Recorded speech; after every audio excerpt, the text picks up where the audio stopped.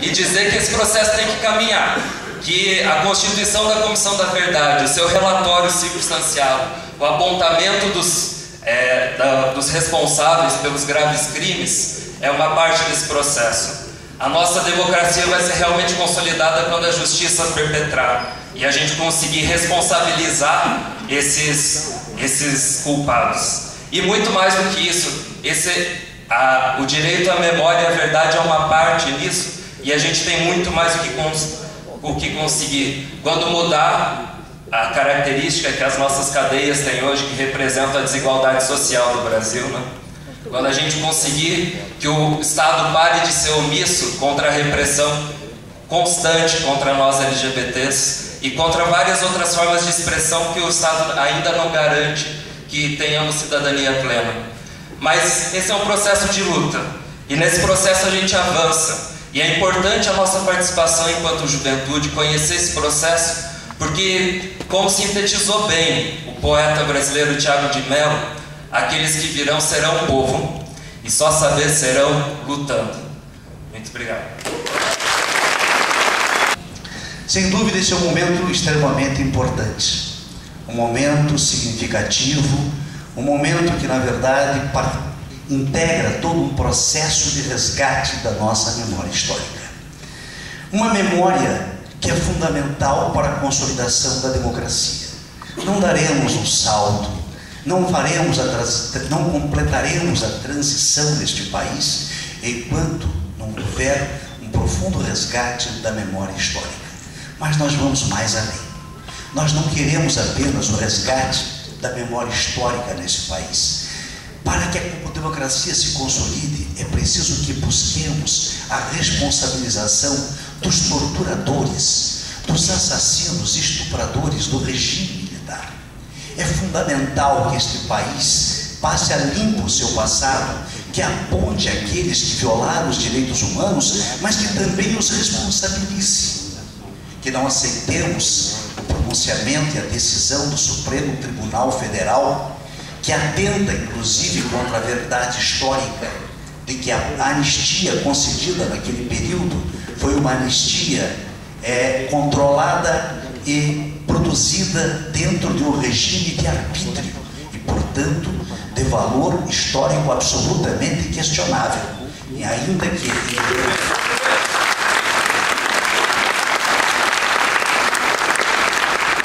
apesar deste pronunciamento do Supremo Tribunal, nós, ex-presos políticos, sociedade civil, levante popular e entidades da sociedade civil continuaremos a luta para a responsabilização dos torturadores e dos assassinos do regime militar.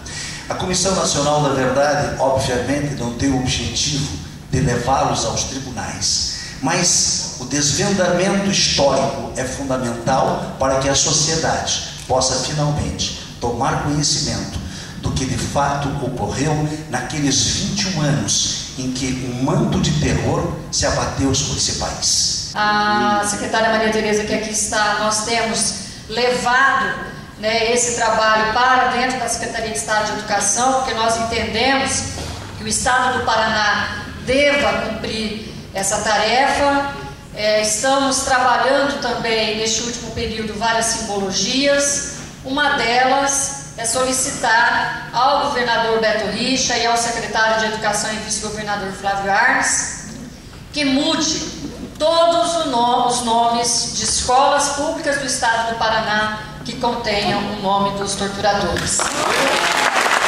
É preciso que, ao tempo em que nós façamos as comissões, relembremos e nos perguntemos também por que essas pessoas e por quem essas pessoas lutaram, porque não é claro para muita gente o que aconteceu e por que aconteceu.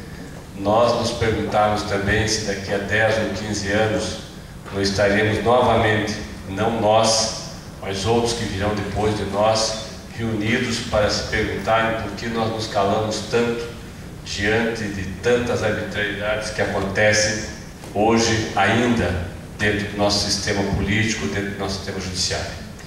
E eu quero aqui fazer esse relato porque me parece absolutamente importante e formal que nós reflitamos sobre o que nós vimos, todos nós vimos, Ontem e hoje, quando a Polícia de São Paulo aprende uma pessoa, leva para o carro e executa. E nós continuamos a nossa vida como se nada tivesse acontecido. Enquanto houver execuções, enquanto policiais não nos derem o direito de não termos medo, toda a luta que foi feita, todas as torturas que foram sofridas, todo o processo de prisões arbitrárias que aconteceram, continuará existindo com aqueles pelos quais muitos dos que tombaram lutaram para que não acontecesse. Nós temos o dever moral e histórico, mais do que fazer, temos que fazer a lembrança, os atos, o reconhecimento, mas mais do que isso, temos que fazer por onde crimes de Estado deixem de acontecer. Porque se não fizermos isso, me parece que nós faremos apenas uma parte da história. Talvez a parte, no meu caso, como presidente da Comissão de Direitos Humanos, a parte mais fácil, que é a lembrança, a memória e a busca da justiça. Mas a parte real do que acontece hoje dentro dos presídios, dentro das cadeias, dentro das periferias das cidades, nós continuamos ignorando. Enquanto nós continuarmos ignorando, tudo aquilo que foi feito continua vivo e continuará existindo. Não pelos mesmos companheiros, não pelas mesmas razões, mas muito pelas razões por aqueles que lutaram para que isso não acontecesse. Então, companheiros, eu quero lembrar que foi feito aqui Tiago de Mello. Tiago de Mello diz: faz escuro, mas eu canto, porque o amanhã vai chegar. Vem ver comigo, companheiro, vai ser lindo ver a cor do mundo mudar. Nós só vamos ver a cor do mundo mudar como Tiago de Mello queria, quando não houver mais tortura, quando não houver mais superpopulação carcerária, quando não houver mais exclusão e quando de fato nós tivermos uma sociedade democrática, porque hoje nós temos democracia para alguns, nós queremos democracia para todos. Obrigado. E observando os votos de alguns ministros, eu tive a curiosidade de ver e analisar e buscar a fonte de quais foram os fundamentos utilizados para a cassação do Partido Comunista Brasileiro em 1947. Quais foram os fundamentos utilizados para a deportação e a denegação do habeas corpus da Olga Benário. E, consequentemente, nós vimos a partir daí que a cultura da repressão política, a cultura da perseguição política das ideias, que não as ideias dominantes, que as ideias vigentes no Estado e nas elites brasileiras, elas continuam existindo. Elas continuam existindo, como bem ressaltou aqui o nosso deputado Tadeu Venere, quando nós todos consideramos como normal uma superpopulação carcerária de 20 presos numa cela em que deveriam estar 3 ou 4, quando nós consideramos normal a Cracolândia, quando a sociedade civil vê como normal as instituições de menores abandonados, como ocorre aqui em Curitiba, a vice-prefeita Miriam. Eu tive a oportunidade de visitar uma instituição de menores abandonados há alguns dias atrás, menores os quais foram retirados das suas mães por serem essas dependentes de droga e, portanto, não terem condições de criá-los, crianças de 0 a 2 anos, em que o município de Curitiba dá a essas entidades R$ 316 a cada 2 meses por cada criança que lá está. E numa das passeatas que houve, Vitória, não sei se foi no dia 24 de outubro, logo depois do nosso retorno lá de Ibiúna, teve uma manifestação aqui estudantil, aqui em Curitiba, mas com grande adesão popular, e o pau quebrou assim de uma maneira brutal da repressão em cima dos estudantes e do povo que foi se aglomerando. Aqui, saímos daqui, aqui ao longo da Rua 15, aí nas imediações da travessa da Rua Monsenhor Celso, aí da Praça Zacarias, Praça Tiradentes. Foi um campo de batalha como nunca tinha acontecido aqui em Curitiba. Milhares de pessoas resistiam e a repressão baixava pesado e havia adesões populares das pessoas que estavam por ali. E foi um campo de batalha que durou o dia inteiro.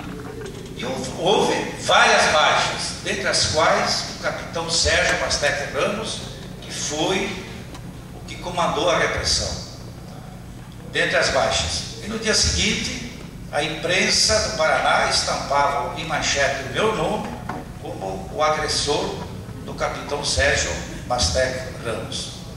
E essa é uma das mentiras que foi registrada como verdade na história.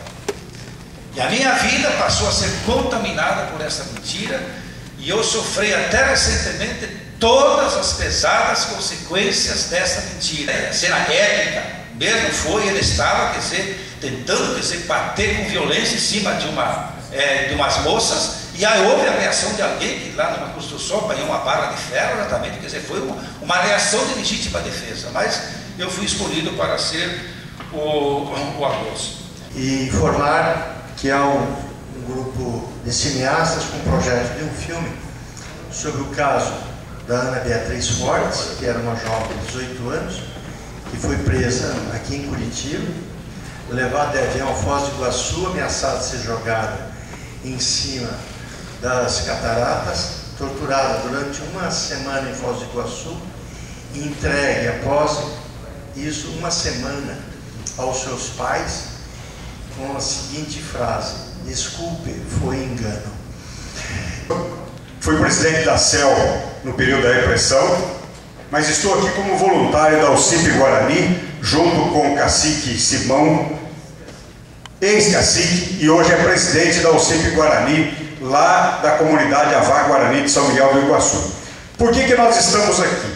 Porque realmente nós temos que fazer valer o direito da verdade. E como aqui foi praticamente evocado aqueles grandes companheiros nossos que perderam as suas vidas, eu queria deixar para a Comissão da Verdade uma coisa muito interessante.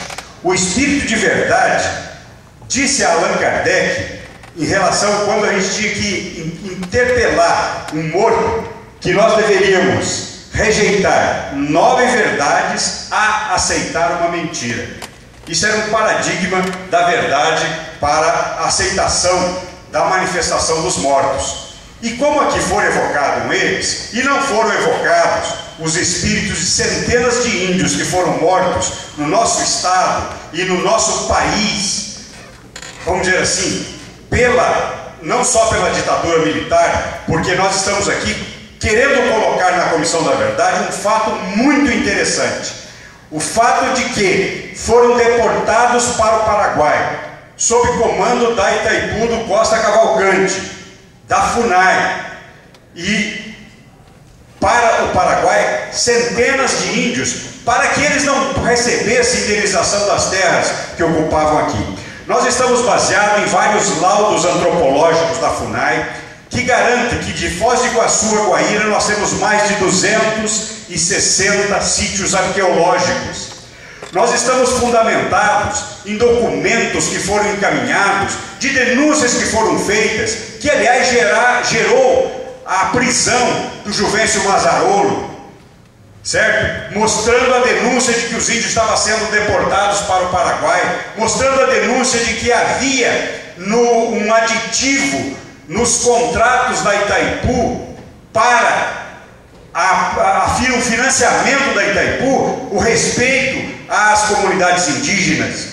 E quero fazer aqui uma menção de que nós consideramos, como indianista, e os índios consideram, que essa gestão do SAMEC foi a melhor gestão que houve na Itaipu, porque resgatou alguns direitos desses índios.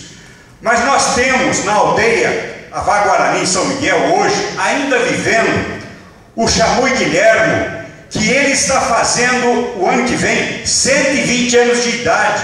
Ele foi um homem que nasceu na aldeia São João Velho, lá dentro do Parque Nacional do Iguaçu. Ele ainda está vivo, com pouca energia, mas nos pediu que nós trouxéssemos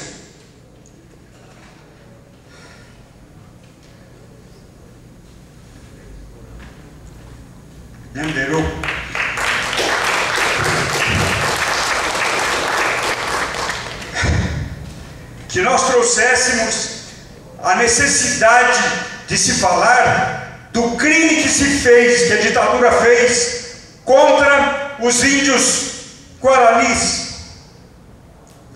E ainda se faz hoje ainda, gente, A Comissão da Verdade tem que olhar para o